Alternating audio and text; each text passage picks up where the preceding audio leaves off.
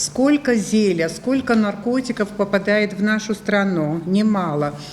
Сводки МВД в основном чаще всего сообщают о задержании наркораспространителей, а именно закладчиков, которых называют чернорабочими наркотического рынка. Среди задержанных, среди заключенных немало женщин. Еще одно уточнение: не граждан Республики Абхазия, то есть иностранных граждан. Ира, я хотела бы озвучить статистику. На данный момент в изоляторе временного содержания отбывают свой срок 26 женщин. Большая часть иностранные граждане. Есть и одна гражданка Белоруссии. 2 женщины гражданки Абхазии.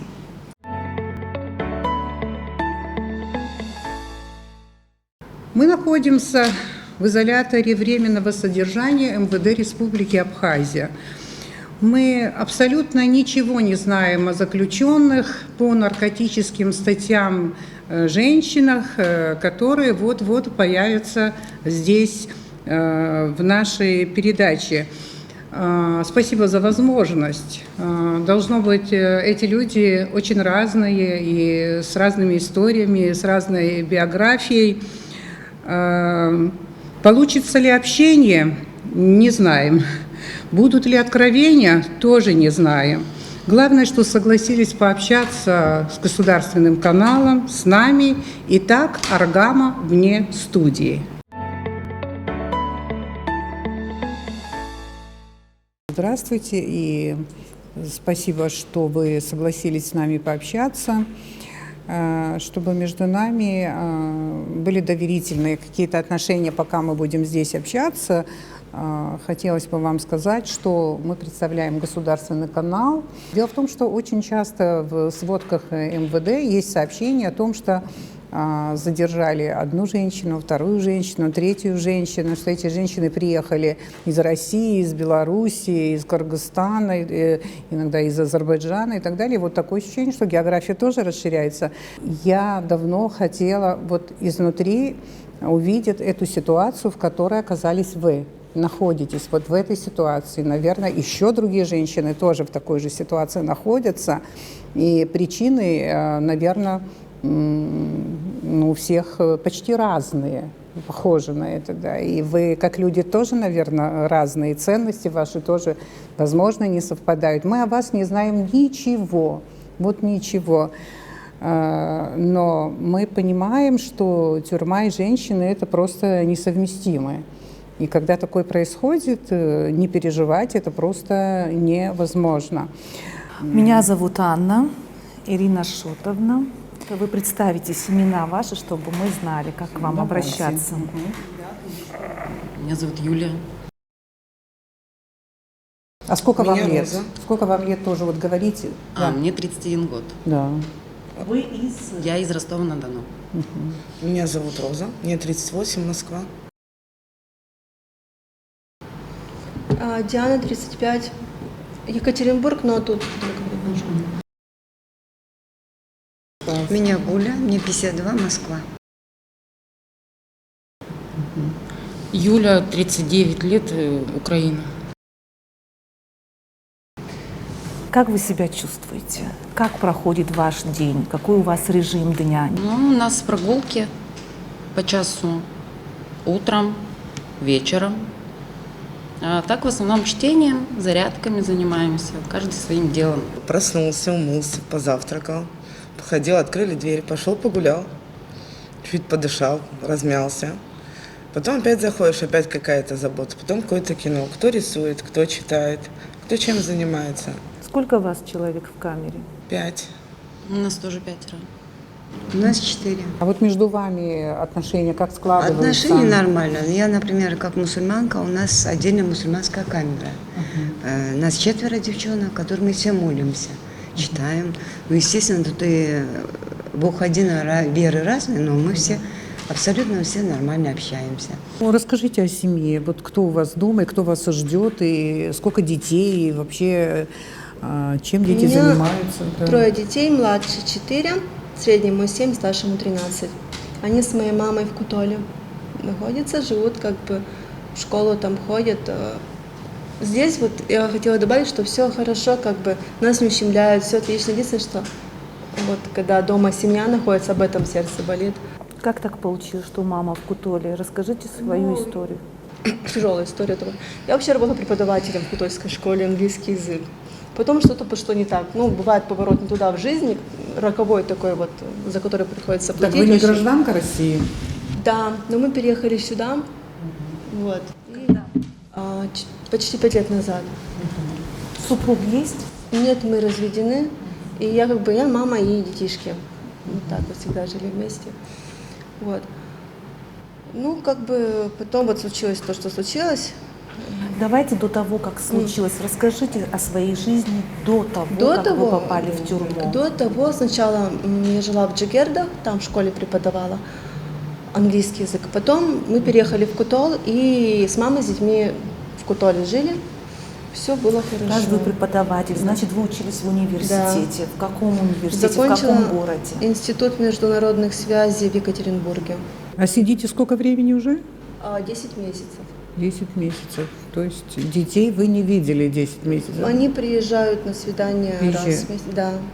Как они спрашивают, почему вы здесь находитесь? Как вы им это Они объясняете? вообще присутствовали при моем задержании, поэтому очень все так было довольно трагично для них, ну и для меня.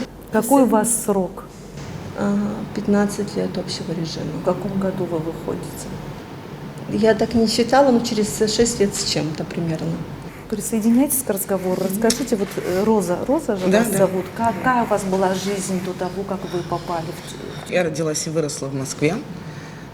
У меня там брат, дочь, 13 лет. Она на данный момент с ним находится. Сказать, что что-то такого особенного было в жизни. Я в основном постоянно дома сижу, ребенка жду со школы, пока брат придет. Как зовут ребенка? Нелли. Даже работа в основном тоже заключается все дома. Иногда там пекла торты, иногда людям помогала со спиной, еще с чем-то. Я постоянно находилась дома, я могла выйти только в магазин. Вы, пожалуйста, расскажите о себе. Я родилась на севере, в городе Новый Уренгой. Затем мы переехали в Ростов-на-Дону. Дома у меня дочь, 11 лет, Алена, мама. Работала я в сфере торговли, потом, к моему сожалению, так вышло, предложили работу курьером, и я не знала, к сожалению, что мне нужно доставлять, перевозить. Кто предложил? Это все интернет-услуги, предложения в интернете, переписка, заработная плата высокая. Ну, я согласилась, приехав сюда, и потом уже, естественно, Какую сумму предложили? 100 тысяч в неделю.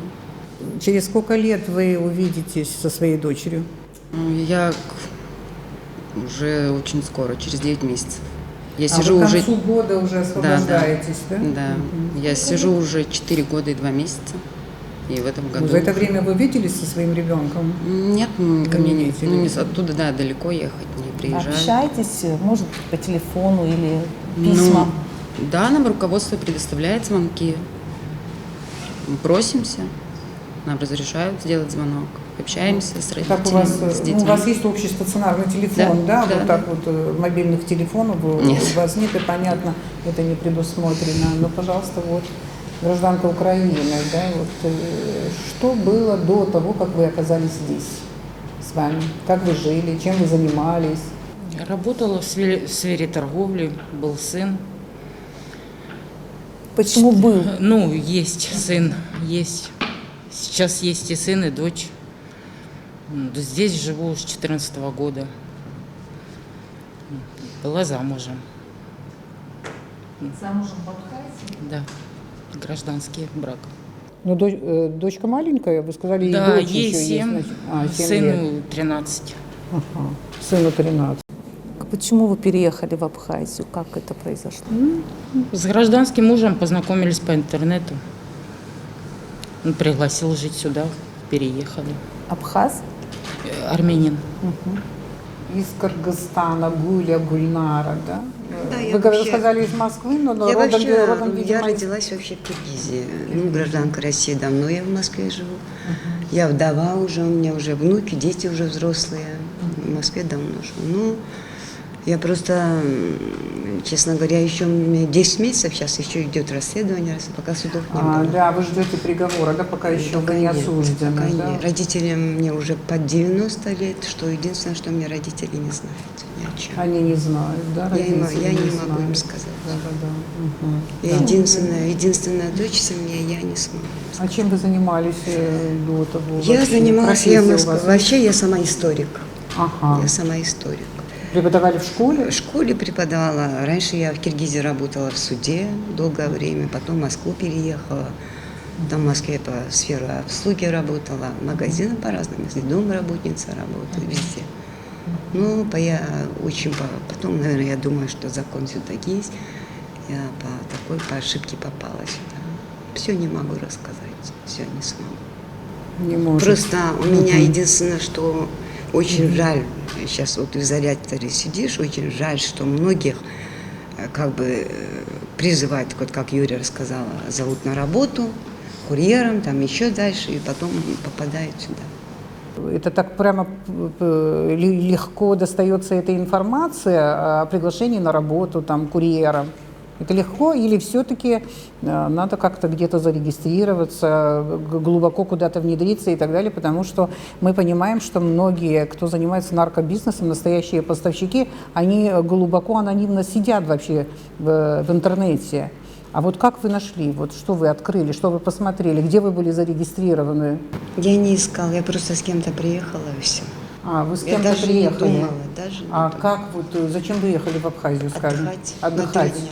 Отдыхать на 3 дня, да? И что случилось? А с кем вы приехали? Там другая девушка у меня есть еще рядом. Другая девушка. Она тоже сидит?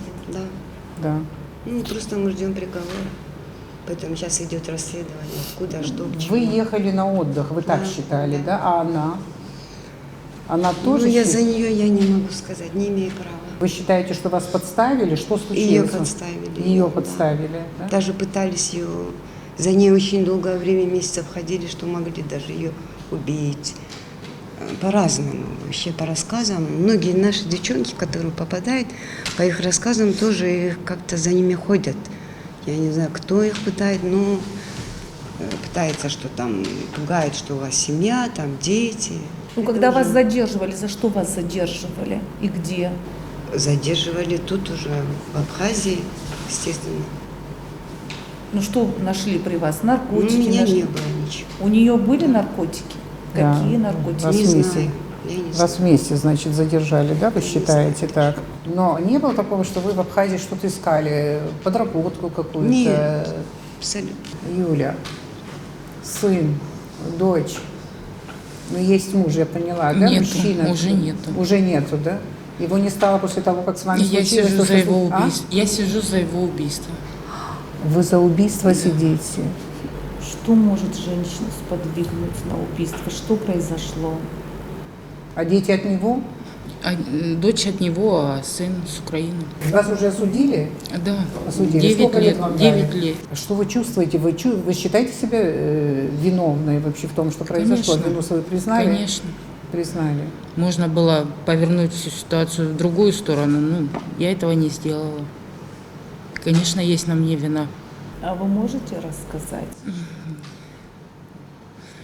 Ну, жили мы нормально, ну просто так сложились обстоятельства. Вы ссорились? Да, Ссорились? Да. были ссоры, было много Но с его ссор. стороны было рукоприкладство? Он вас обижал? Да, Обижал. Вы долго терпели? да.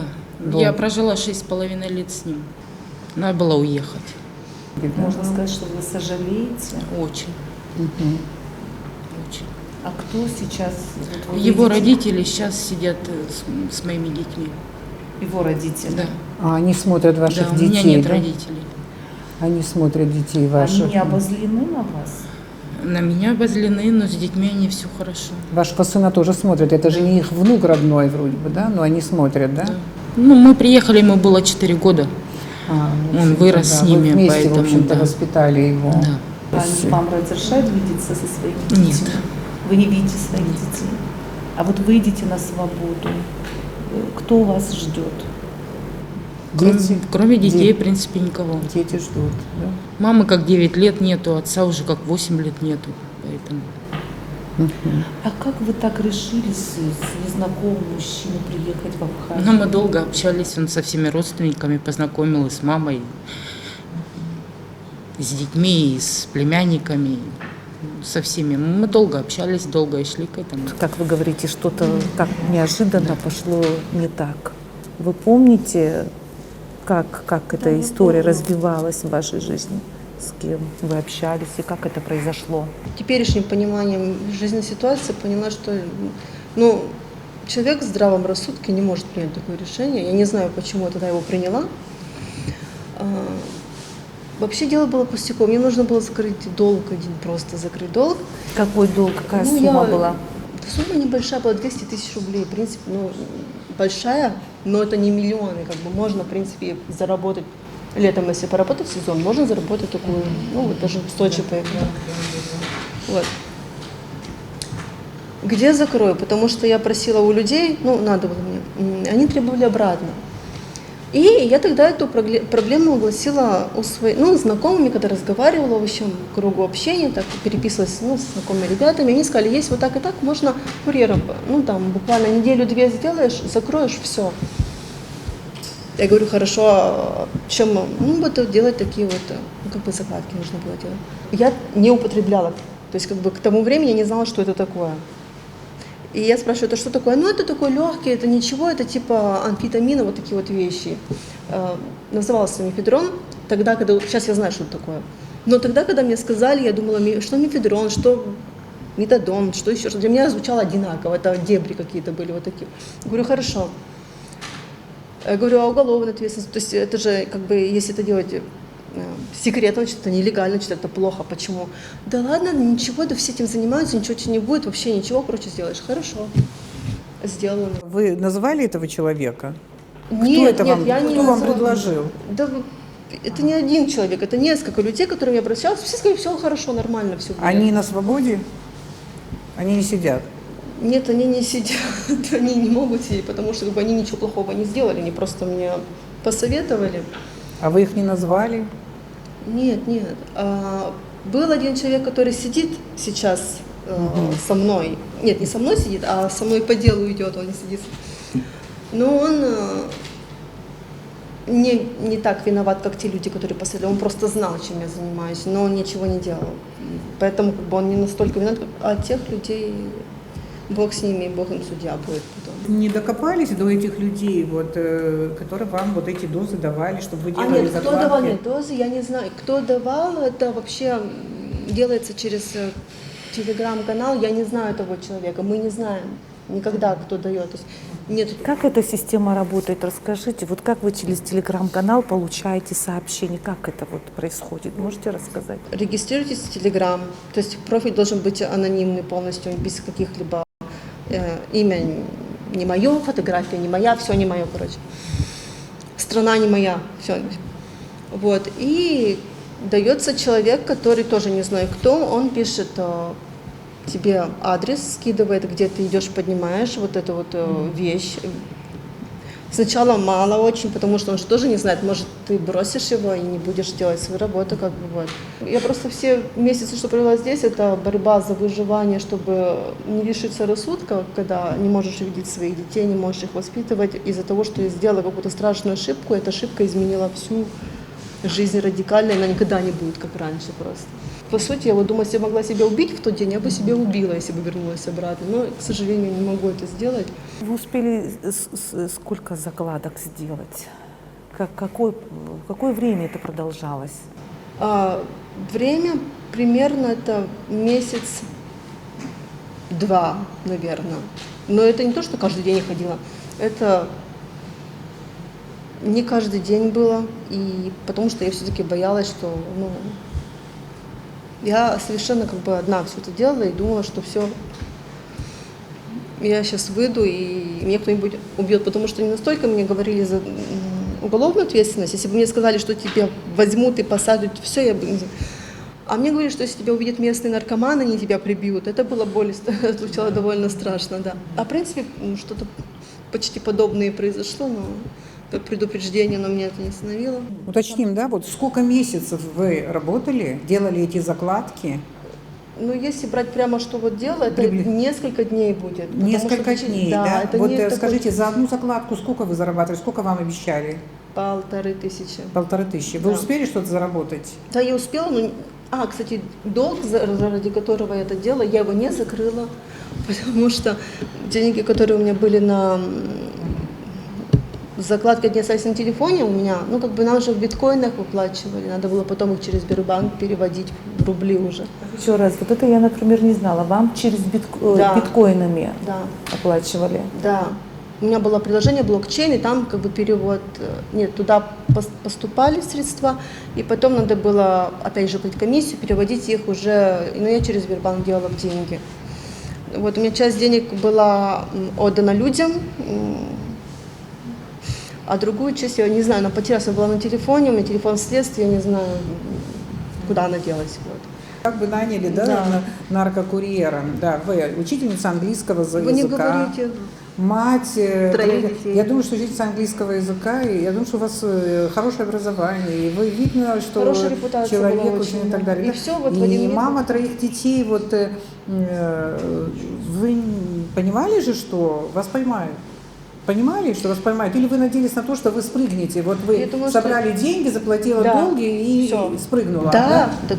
Да, вот был смысл в этом весь. Но Сколько вам нужно было времени, чтобы заплатить долг и уйти? скажу вам одну вещь. Давай. Вот это вот проблема большая, наверное, многих людей. Я могла бы закрыть его, потому что я почти заработала эту сумму. Но дело в том, что детишки, я посмотрела, надо поменять им гардероб. Взяла вещи для них там, потому что не было раньше такого, что мы идем в магазин, допустим, я могу им купить все, что они попросят у меня, да, все равно зарплата преподавателя, это зарплата преподавателя. Они спрашивают, мама, можно взять вот это? Я раньше говорила, нет, возьмем только вот это, потому что на то у нас не хватит. А сейчас говорю, берите все, что хотите. И вот у нас было такое, что получается, ту сумму, которую первую я заработала, мы на их переодели, переобули, там еще день рождения доченьки была, я там тортик заказывала, все для нее сделала. Да, вы почувствовали какой-то достаток, и теперь тяжело было вообще уйти. Я да. думаю, сейчас я заработаю там долг, а как раз я только начала, думаю, все, заканчиваю, и все. Так в чем мораль? В том, что детям не нужны были ни эти игрушки, ни эта одежда, ничего. Им нужна была мать рядом сейчас, которой у них нет. Они вспомнят эти игрушки, которые у них были, нет. Они вспомнят, они ничего из этого не... Они вспомнят, что мама сделала что-то, из-за чего ей пришлось их бросить на какое-то время. Да. Вот у вас есть сын? Да. Ведь Двое кто-то... сыновей, дочери. Вот. А если кто-то из них начал бы Я знаю, я себя употреблять очень... наркотики? Я против употребления наркотиков, против всего этого. Я вам говорю, что здоровый человек, я не знаю, что... Вот есть такое выражение «черт попутал». То есть я согласна с тем, что есть слабое наказание по своим делам, это правильно. Если бы мой ребенок стал употреблять, я бы тоже... нет, это была трагедия, как это трагедия во многих семьях, я знаю. Вот я вижу у Розы все время глаза влажные, очень грустно, я думаю, что очень тяжело. Так я вас чувствую таким образом сейчас. А с вами как случилось? Вы говорите, что мне не нужно было работать, я в основном находилась дома, воспитывала я не своего нуждалась в ребенка. Муж вас обеспечивал? Я в разводе, но мне не нужны были деньги, я в Москве непростой человек, и мне денег хватает. Я сюда приехала на сутки, я должна была вылететь в Москву вечером. А что дальше произошло? А что вы хотели в Абхазии на сутки, чтобы приехать? У меня тут был молодой человек мой, с кем я встречалась. И с учетом того, что у меня дети постоянно дома, дети сказали, если ты хочешь отдохнуть, слетай на 2 дня. Я прилетела в Сочи, прилетела сюда. А молодой человек из Абхазии был? Нет, он тут просто тоже отдыхал. Отдыхал в Абхазии, да? И что произошло?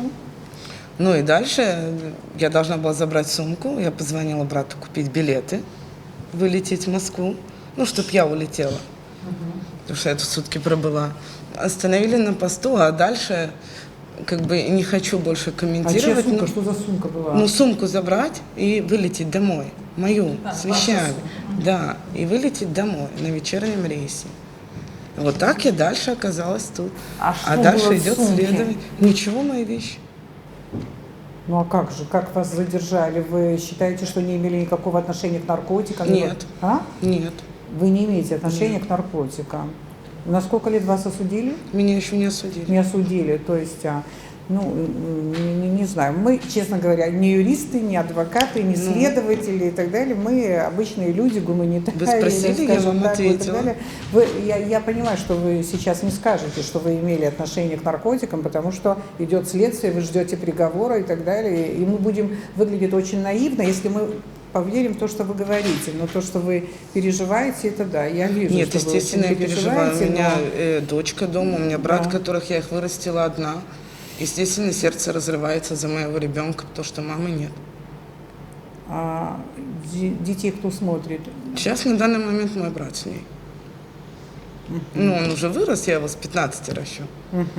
Он сейчас с ней. А что вам сказали, почему вас задержали? Ну, как бы я, если честно, не особо хочу распространяться по поводу этого. Дальше следствие покажет. Вы считаете себя наивным человеком, или вы умная женщина, но так получилось? Вот, оказывается, Вообще, есть то, что кто- полетела, Да. очень жалею. Столько было всего, чтобы я не летела. И я думаю, а что такого будет? 2 дня полечу и приеду. Вот полетела. Вы считаете, что вы абсолютно несправедливо попали в такую ситуацию? Она нелепая, она глупая, эта ситуация? Нелепая или- и глупая. Да, именно так. Вот так вот, да? Потому что что говорят ваши дети? Вот, Мои дети, мой ребенок, мне давали звонок. Мой ребенок как бы все понимает, она все знает. Она у меня очень сообразительная девочка. И как бы, как все, наверное, дети, ждет маму домой.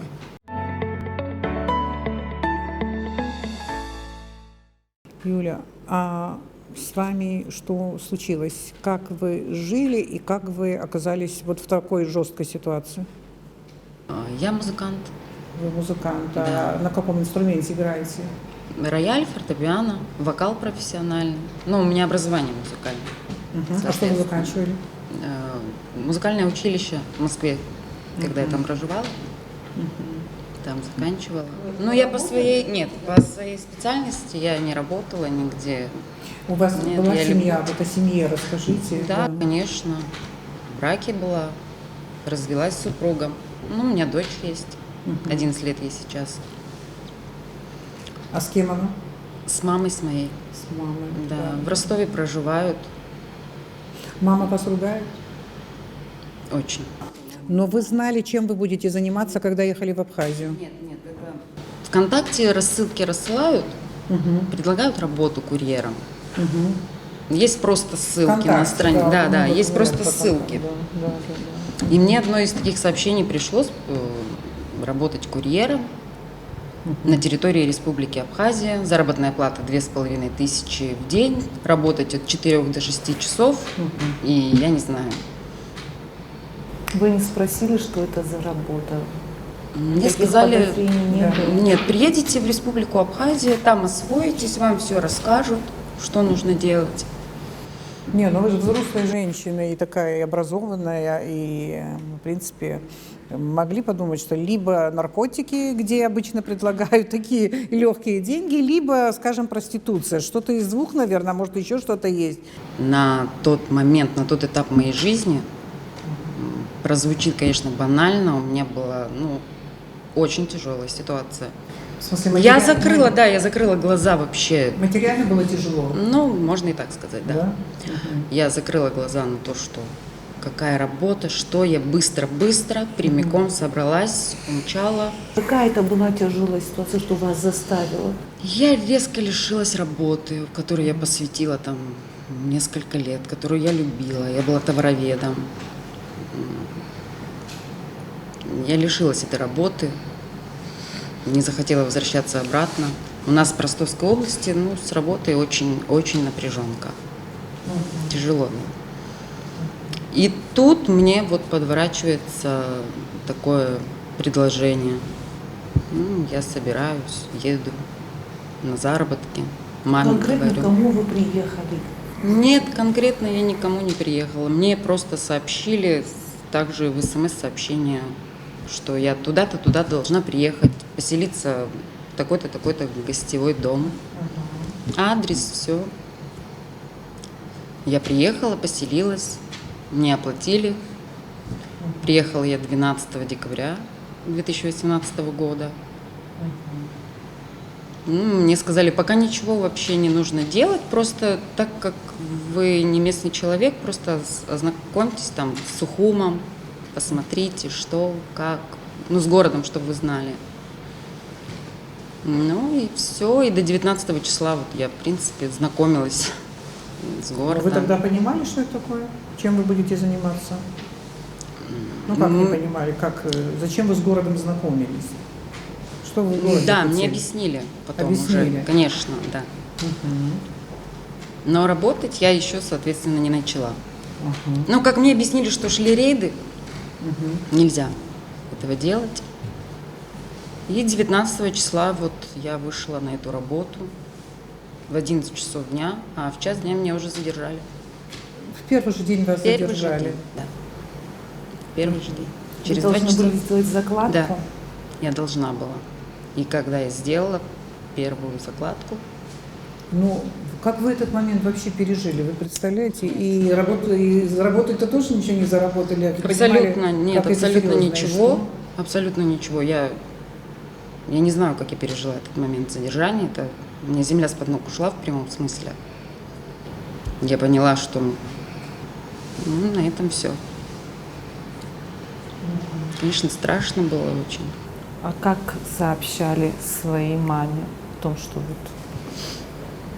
Ну, первое сообщила не я, а сотрудники СГБ. Они меня задержали. Она не поверила, бросила трубку. Ну да. Второй раз ей набрали, точно так же отреагировала. Я говорю, давайте мой голос услышит она и поверит. Ну, когда я сказала, да, мам, это правда. Она не верила. Я, в принципе, с наркотиками вообще никогда не связана была. Вообще. Так, кричала, ругала, отказывалась от меня. И дочери, говорит, не увидишь больше. Ну, стыдно, для меня это стыдно. В совершении такого Хотели преступления. заработать?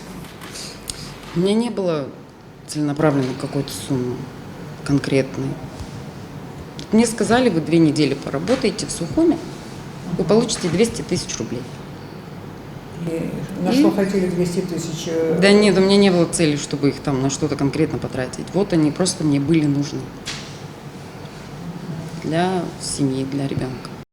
Главное не потерять родителей.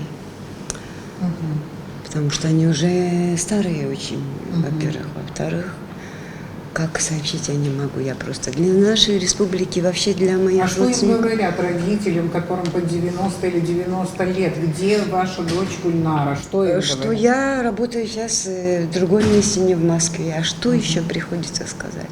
Не могу. Я уже сама один раз уже перенесла микроинсульт. Был у меня уже микроинсульт, поэтому если я начну даже с ними говорить, как бы, если возможность будет по телефону поговорить, просто для меня это такое испытание, надеюсь на лучшее, надеюсь. Это все-таки для меня очень большое испытание в моей жизни. Очень рано без мужа осталась, сама воспитывала детей, с этими своими руками А сколько детей у вас? Трое. Троих детей Да. воспитали. Внуков сколько?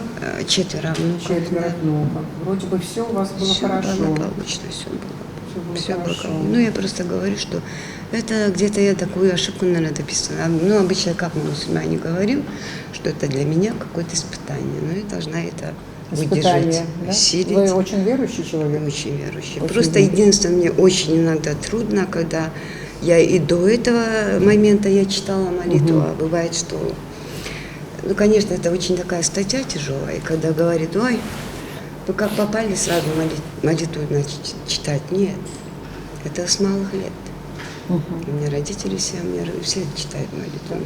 Вот кто-нибудь из вас до приезда в Абхазию, до того, как это случилось с вами, вообще, вы знали о том, какая ответственность уголовная существует за распространение наркотиков, например? Вы знали, что здесь достаточно жесткое законодательство антинаркотическое, или вы этим абсолютно не интересовались? Я за себя могу сказать, нет, я не интересовалась этим. Тоже нет. Я не знала. Вообще. Нет. Про пожизненное лишение свободы тоже не говорили вам, и вы были не в курсе. При задержании При мне задержании уже сотрудники узнали, да. сказали, да. Теперь вы знаете, какие Да. статьи и так далее. По какой статье в основном вы сидите еще? 224 То же самое. А как звучит статья 224? За распространение, распространение хранение. вы сидите. В основном все Я сидят честно за- не знаю, какая Да? там статья.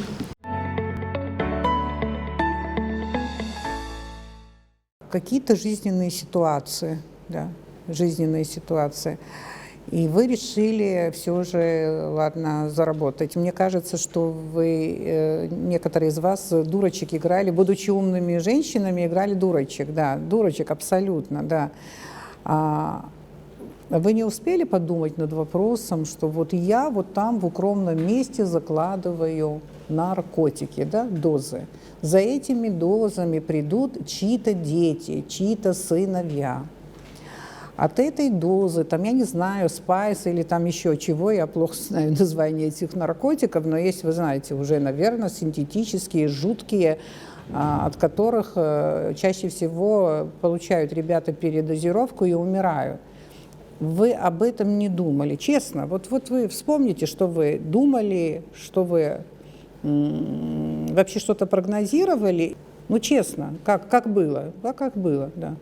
Если быть честной, абсолютно предельно, то в тот момент, когда ты совершаешь вот это, как говорится, закладки делаешь, нет, ты не думаешь о том, что с кем-то что-то произойдет. Это страх, в любом случае это большой страх, когда ты это все делаешь, страх за себя, что тебя... Не, ну ты больше о чем Поймать. думаешь? Ты думаешь о том, что тебя могут поймать, и страшно за это. Ты боишься, Страшно, что поймают. это страх, А вот да. то, что там погибнет человек, вот, А да, это вот, уже когда тебя задержали, и ты потом это осознаешь, это потом, всё когда думаешь. следствие или там это самое, скажем, тюрьма вставит мозги вот тебе, вот как положено, вот тогда начинаешь понимать, Осознаешь, чем да, ты что это вообще занимался. действительно. Да, а вы это на самом деле осознали или думаете, что ничего такого особенного мы не делали, мы никого не порезали, не убили, не расстреляли. Ну интересно, вы чувствуете, В что каком месте мы вы... находимся сейчас? Заключение. Да. По-вашему, мы не думаем о нашей вине сутками напролет, вот так вот, убиваем себя за то, что мы сделали. У нас есть дети, которые растут без родителей. И вам, вообще людям такое впечатление, что тот, кто распространяет, его надо убить, разорвать, как будто мы не люди какие-то. У нас тоже были какие-то причины, которые мы сожалеем очень, каждый день. У меня дети ходят в школу, не знаю, если над ними издеваются то, что у них мать сидит за наркотики, допустим. Я откуда знаю? Я знаю, что у меня у сыновей есть проблемы определенные, они не очень социализируют в школе по разным причинам. Я знаю, что не могу о них заботиться, были органы опеки, хотели у меня их забрать, детей, без основательных причин из дома, только потому что я сижу. И вот эти вопросы, если мы осознаем нашу вину, мы осознаем нашу вину. То есть нет такого человека, который, сидя в тюрьме, сказал бы, я тут сижу, потому что, случайно попал за конфетку, вот так вот. Юлия, ну есть же люди, которые попадают, Диана, простите, которые попадают в 8-й раз. Да, но тут никто по 8-му разу из нас не сидит, насколько я знаю. Все по 1-му попали. И очень жестоко за это сейчас расплачиваемся не только мы, но и наши семьи. Да. Я Кстати, мы добавлю, думали, что и такого типа заключенные тоже осужденные придут сегодня на встречу с нами, но они не пришли. Есть же там, кто осужден на 18 лет и так далее. Но у вас тоже большие сроки. У вас же 15 лет в основном, да? 15, 10, вот. Но у вас другая статья, конечно, абсолютно другая, 9 лет, да? В общем-то. нет оправдания, ни одного оправдания нет совершенному поступку нашему. За наркотики я говорю. Все это звучит как оправдание какое-то, но нет ему оправдания. Это сейчас искренне или потому что на камеру? А это все Ой, нет, вы изнутри? что? Да, это все действительно искренне. Я достаточно много времени уже здесь провела. Все мои переживания, все мои нервы затронули, как и физически, мое здоровье. Здесь это... Вы сами до этого, вы сами вообще никогда не пробовали наркотики? Я нет. Наркозависимых среди вас нет, получается.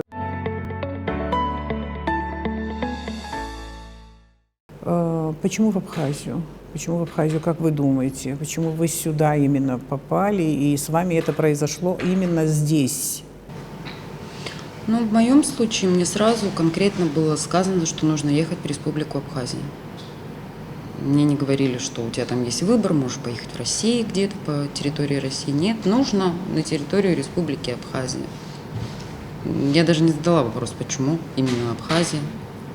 У вас сейчас нет мобильных телефонов, у вас нет никаких гаджетов, да, есть только стационарный телефон, то есть все достаточно жестко и сурово, да, все понятно, ограничения серьезные. Есть вот внутренняя убежденность, уверенность в том, что вы больше в этот проклятый телеграм-канал не заглянете, и вы не станете жертвой, да, вот этих людей, которые вот нанимают в наркокурьеры людей, да, или же вы уверены в себе?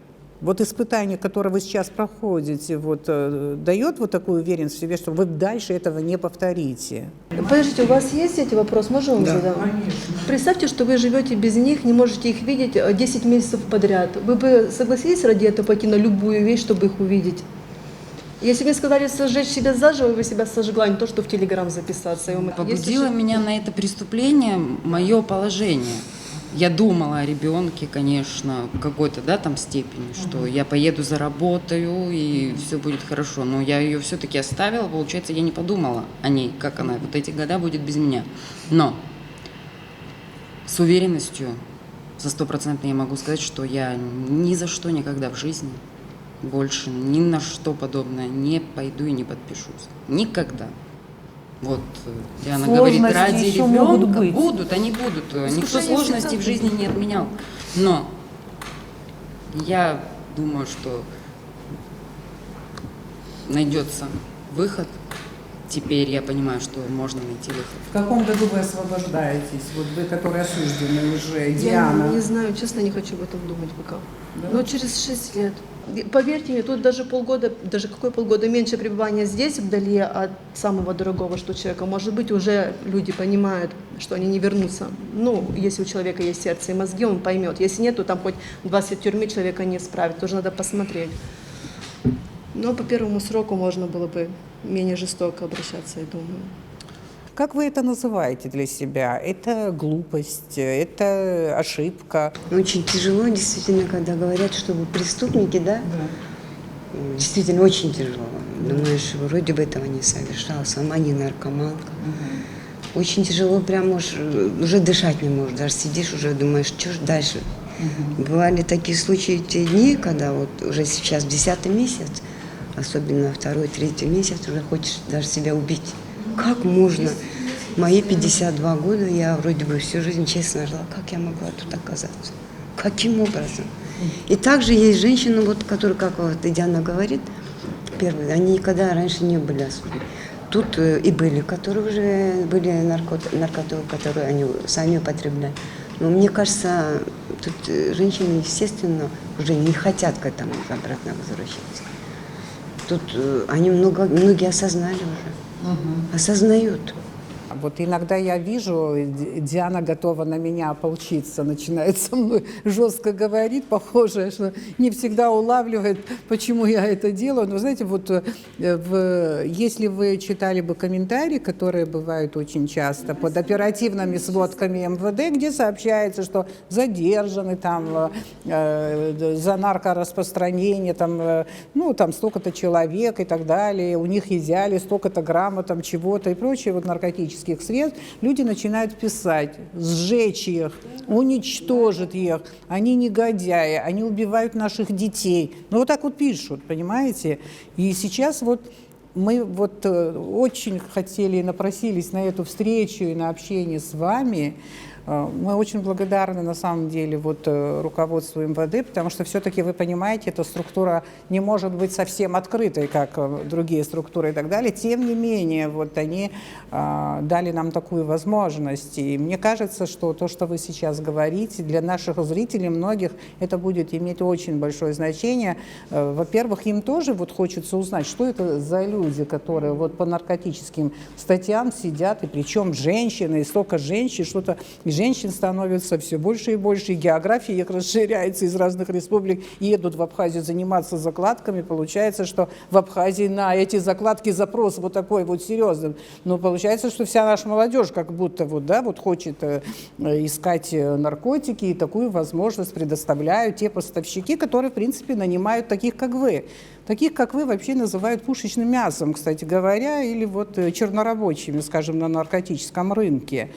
Да, и мне хотелось бы, чтобы здесь сидели бы другие осужденные, вот типа Марчук, который у вас сидит, я про нее знаю, но слышана о ней, но она сегодня не пришла на эфир, вот она не первый раз, по-моему, она попадает сюда, и у нее срок очень большой, 18 лет, и, насколько я понимаю, у вас там есть люди, сейчас не буду на одном человеке фокусироваться, которые...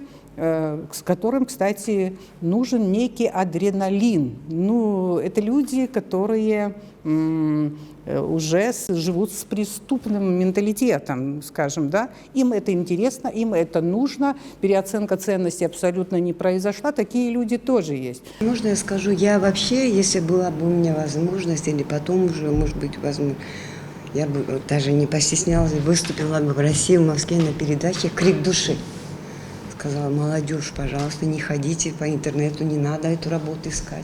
Идите лучше работайте техничкой, где-то уборщицей, идите окна мойте, идите грузчиком или дворником. Пожалуйста, не ходите.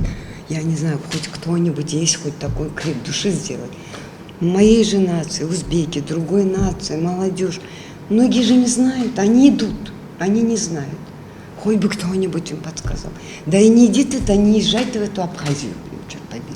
Ну вот как и у вас, ну у вас я не знаю пока как, не будем о вас лично говорить, но я имею в виду тех, кто уже вот осудили и отбывают свой срок, да, у них есть иллюзия безопасности, что не поймают, какой-то срок поработаем, заработаем какие-то легкие денежки, и потом мы спрыгнем, да, но не получилось. Молодая девушка, которая сейчас, вот я за нее не могу сказать, тоже так же первый день же. Вот я у нее спрашивала. Которая не пришла, вот мы ее ждали, она не пришла, ей нет, это другая, года, это да? другая, наверное. Другая. Вот которая девушка, тоже наивная девчонка, очень хорошая девочка. С которой вы приехали? Да. Или которая Сам приехали? 24, наверное, 24, очень хороший человек, самая добрая. Она со мной 3 года же.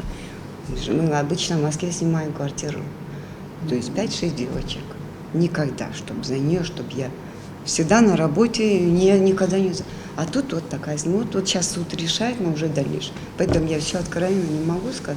И также тут 2 девчонки, которые со мной сидят. Тоже я говорю, вы сами не упали. Почему вы пошли? Тоже так же на работу пригласил тот, потом 2-й, 3-й, и все, поехали. Хоть бы на... Я говорю, даже язык не знаю, куда вы ехали.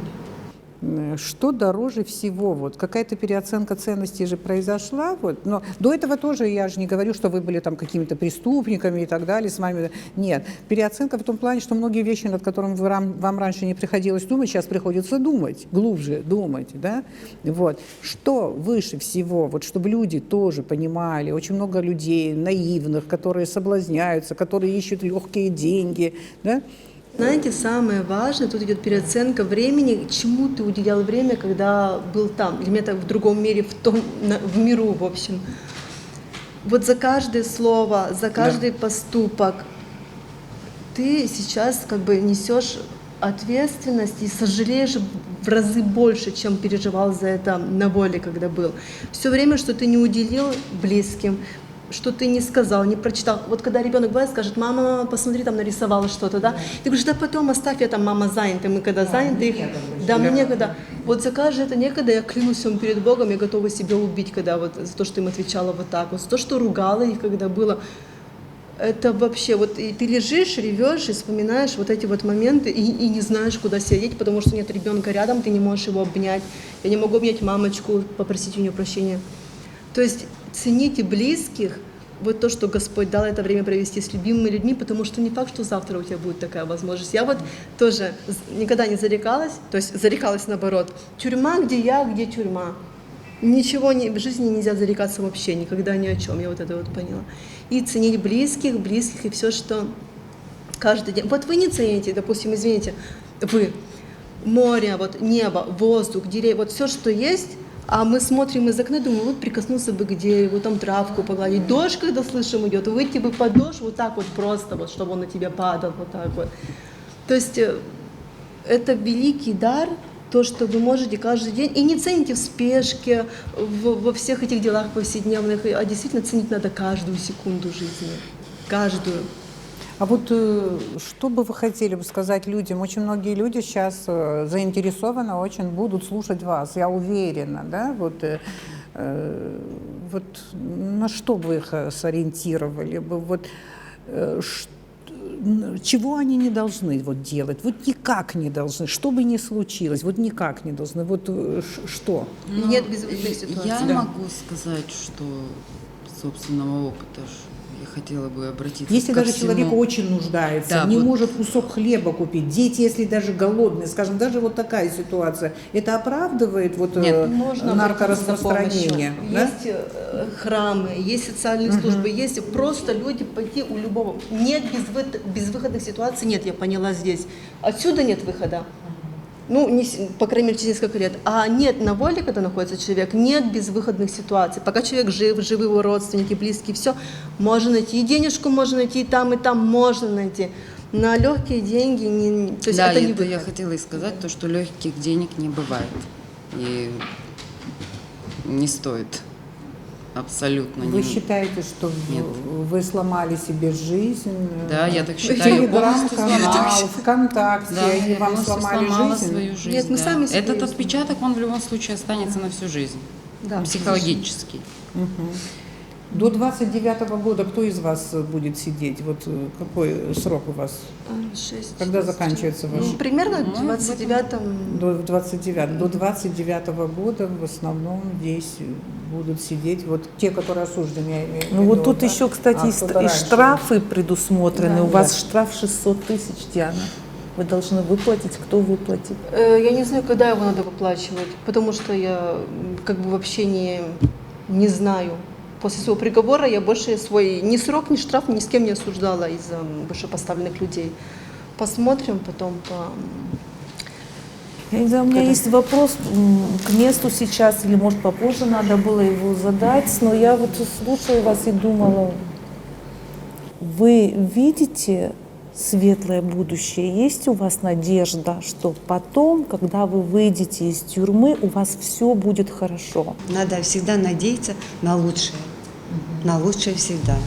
Вот когда вы молитесь, сейчас, что вы в молитве говорите, о чем вы вот просите Бога?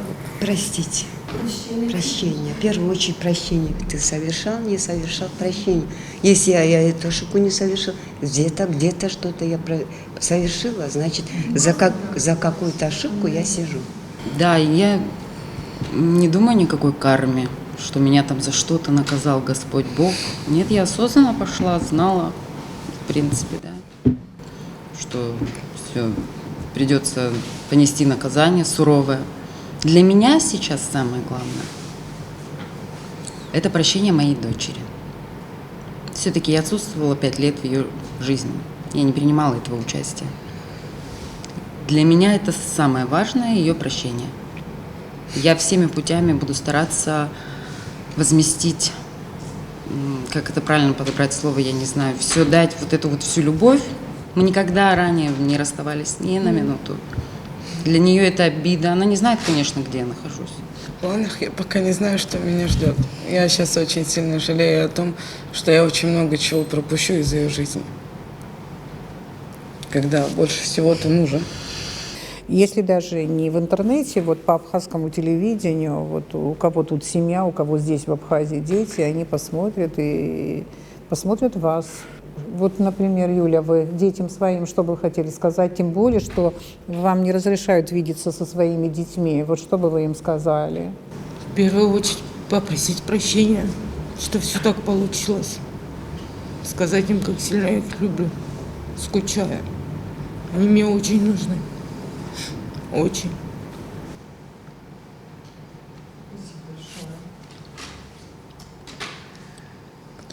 И по поводу того, что очень многие употребляют наркотики.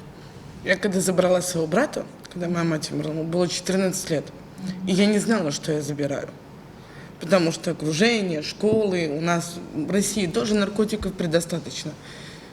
И каждый день я с ним разговаривала об этом, что это нельзя, что это не нужно. И я могу сказать, что я вырастила достойного мужчину. Он у меня не курит, не пьет, не употребляет. Потому что я ему всегда говорила на примерах. Например, смотри, что с тобой может стать. Это же может бросить наркотики только сильный человек. Слабохарактерный, к сожалению, нет. И не поможет ни клиника, ни стационара, ни таблетки, ничего. Я считаю, что родители должны больше разговаривать со своими детьми. И тогда я очень надеюсь, что этих наркотиков не будет. Я вот сейчас очень сильно жалею, вот как она сказала, да, Диана, что я где-то там говорила, да, потом поговорим, отстань, я устала, дай посплю. То, что это время. А сейчас вы нуждаетесь в этом общении, сами нуждаетесь, да, не только она, и вы очень нуждаетесь, конечно, в этом общении. Да, вот дети ваши, Диана, подрастают, мама такая живая, такая... Они недавно приезжали, вот позапрошлой неделе, мне средний сын Захарка говорит, ему 7 лет, мама, я хочу работать, я говорю, кем? Повар? Он говорит, я хочу работать поваром. Я говорю, отлично. Он говорит, я буду здесь работать и тебе кушать готовить. Вот здесь вот я говорю, не, хорошо. Детям своим что хотите сказать? Маме, которая вот их смотрит, воспитывает сейчас. И большая семья, у нее 3 детей. 3 детей воспитывать, смотреть не так просто, да. Что вы хотите им сказать? Я бы хотела сказать, что она у меня большая умничка, я очень люблю ее. И детишек пускай держатся. Я обязательно выйду и никогда больше их не оставлю. Буду всегда рядом.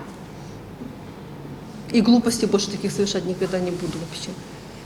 Никогда не повторите. Да не то, что таких... Да. А, кстати, вот после того, как вы оказались в такой ситуации, вас поймали, да? Вас поймали, да. А кто-нибудь из тех, кто вас ввел, кто вовлек вас в это? Кто-нибудь пытался вам помочь? Вообще как-то искали вас, пытались каким-то образом поддержать? Нет, конечно, не было, да? Понятно, что вы уже не нужны этим людям, понятно, тем, кто все это организовывает. Мы нужны только Богу и нашим семьям. Хорошо. Вот, наверное, я не знаю, Анна, может, у тебя будет вопрос, но последний вопрос, который я бы хотела задать. Вот в основном те, которые приехали в Абхазию, приехали вроде бы отдохнуть на сутки, на 3 дня и так далее. Вот так получилось, что судьба ваша повернулась вот таким вот образом, да. Вот после того, как вы отсюда уедете, вот отсидели свой срок и так далее, как вы думаете, у вас есть желание вернуться в Абхазию? Вот в другую Абхазию, не в ту Абхазию, где вы закладки делали в укромных местах, а вот в другую Абхазию, где все-таки живут, не только же наркоманы живут, просто в Абхазию, чтобы отдохнуть по-человечески, вот. Лично я об этом думала. У меня нет... Или вы как страшный сон, все, больше никакой Абхазии в нашей жизни не будет. Как у вас? У меня нет какого-то предвзятого отношения. Ну, в принципе, Абхазия, страна, люди, в чем виноваты? У меня нет никакой предвзятости. Я вообще в первый раз в Абхазии приехала, когда сюда. Я бы приехала, конечно, с удовольствием отдохнуть. В любом случае, да, ассоциация будет у меня где-то, но никто в этом не виноват. Почему бы нет? Перед тем, как все случилось, мы должны были снять дом и приехать с детьми на все лето. Единственная проблема была, что кошка и собака. Ну, отдыхать. И приехали бы, почему бы и нет. Конечно, город тут, например, при задержании у нас тоже, да, вот при задержании, я не знаю, может, кому правда, но при задержании, например, даже до этого дня не было такого, чтобы там обычно мне говорят, ой, так относятся. Нет. Абхазцы задерживали, абхазцы посадили, но не было то, что там грубое отношение именно к Женщинам. Нет. Да, да.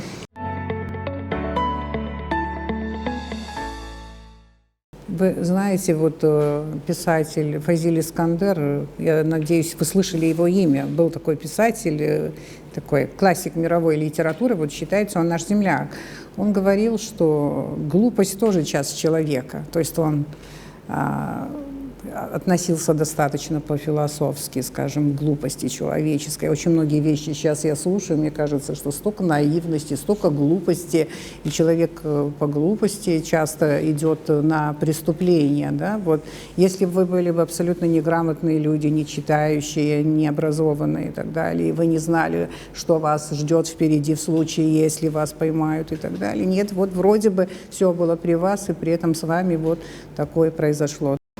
Я думаю, если бы рядом в тот момент у меня лично находился человек, который бы меня смог предостеречь от этого всего, я бы, наверное, послушала. И ко всей молодежи, ко всем молодым, но не только молодежь, многие сейчас на это идут. Я лично просто, мой совет, держаться подальше от всего, этих заманчивых предложений. Легких денег нет и не будет, нельзя. Не стоит этого, но оно того не стоит. До общения с вами я мать 3 сыновей. И все время, когда мои сыновья задерживаются на улице, я переживаю. И в первую очередь, за что я переживаю? С какими друзьями сейчас они находятся? Есть ли среди них наркоманы? Могут ли их вовлечь в наркоманию? Могут ли соблазнить один раз попробовать? И в этой ситуации я ненавижу тех, кто распространяет наркотики. Как мать я испытываю к ним ненависть и никакой снисходительности. Вот это одна сторона моих мыслей сегодня. Вторая сторона, вот послушав вас, вы женщины, вы сами матеря, вы люди. Вы у меня вызвали сочувствие. Я расплакалась, когда Юля сказала, что она скучает по своим детям. Я внимательно вас слушала. Я пыталась вам верить. Я не знаю, насколько вы были искренни. Я пожелаю вам, чтобы все это осталось в вашей жизни страшным сном, правильные выводы были сделаны, и чтобы дальше в жизни у вас наладилось. И главное, зрители, которые нас смотрят, я надеюсь, многие люди нас посмотрят и послушают вас, и они тоже сделают эти выводы и не повторят ваших ошибок. Конечно, обидно, что не пришли такие осужденные, заключенные женщины, которые думают абсолютно по-другому. Не так, как вы думаете. У них абсолютно полярный, скажем так, взгляд на то, что с ними происходит. Это люди, оказывается, они в меньшинстве, и слава богу, да, среди вот женщин, которые сидят вот здесь, они в меньшинстве, но им нужен адреналин, им это интересно, они абсолютно не считают себя виновными в чем-то. То, что они делают, они не считают грехом, и, наверное, они будут и дальше возвращаться сюда. Вот сейчас я скажу, наверное, очень, возможно, правильные слова, которые имеют отношение именно к вам, но не ко всем. Они захотели работать честно, работы нет. Они захотели работать бесчестно, работы сколько угодно. Это касается, наверное, тех людей, которые, оказавшись в какой-то сложной жизненной ситуации, вот они попадаются на удочку тех людей, которые занимаются поставками наркотиков, занимаются наркобизнесом. Но слова эти принадлежат Бальзаку, чтобы вы знали. Многие-многие годы, 10 лет, 15 лет, 18 лет находиться в такой жесткой изоляции из-за того, что ты вовремя не понял, за что ты взялся, это суровое испытание, это очень суровое наказание. 15-18 лет без близких, без родных, без дома – это просто кошмарно. И вообще женщина и тюрьма – это абсолютно несовместимы. И думаю, что Ну, банально, но выше свободы ничего нет. Правда же, для человека выше свободы ничего нет. И дороже дома своего, каким бы этот дом ни был, это маленькая халупа, это дворец, не имеет значения. Видимо, дороже тоже ничего нет. И мы с Анной вас не осуждаем, вы уже осужденные.